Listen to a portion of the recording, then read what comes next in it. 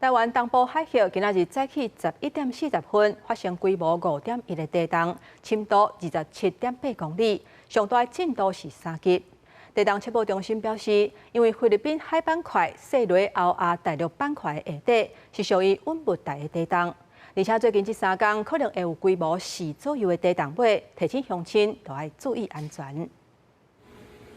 早起11:40向來的地動，昨日宜蘭這間超商照明燈區帶來傷害。好在在傷害時間波長無受大影響，不過在宜蘭車站的列車是捌有較慢分，不過已經恢復正常的行駛啊。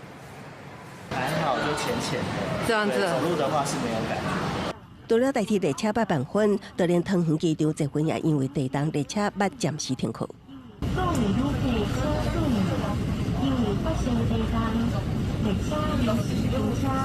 中央氣象署地動測報中心表示，這件規模5.1地動，地動深度27.8公里，發生在台灣東部海峽各地上大震度3級，發生在宜蘭縣南澳甲花蓮縣和平、新北市雙溪甲台北信義區震度有2級，加上屬於台北盆地範圍有盆地效應，位置關路位置的民眾對地動感受強烈。即使今年上半年地震比較少，那下半年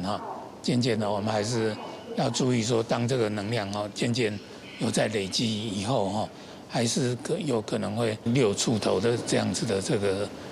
那個地震。地動測報中心表示，會發生規模5.1的穩熱帶地動，是因為菲律賓海板地穩熱到後亞大陸板地之下。以歷史地動背景資料來看，這個區域過去捌發生規模6以上的地動，這邊的地動結構有可能發生規模較大的地動。未來幾日遊玩愛注意地動尾。可能在未來3天會有規模4到4.5的餘震的發生，因為這個地區發生之後，就5的地震之後就會有規模4到4.5的地震。專家提醒，因為東部海峽遊玩是地動較接的區域，加上最近遊玩可能出現地動尾，呼籲民眾平常都要做好防震的準備。記者採訪報道。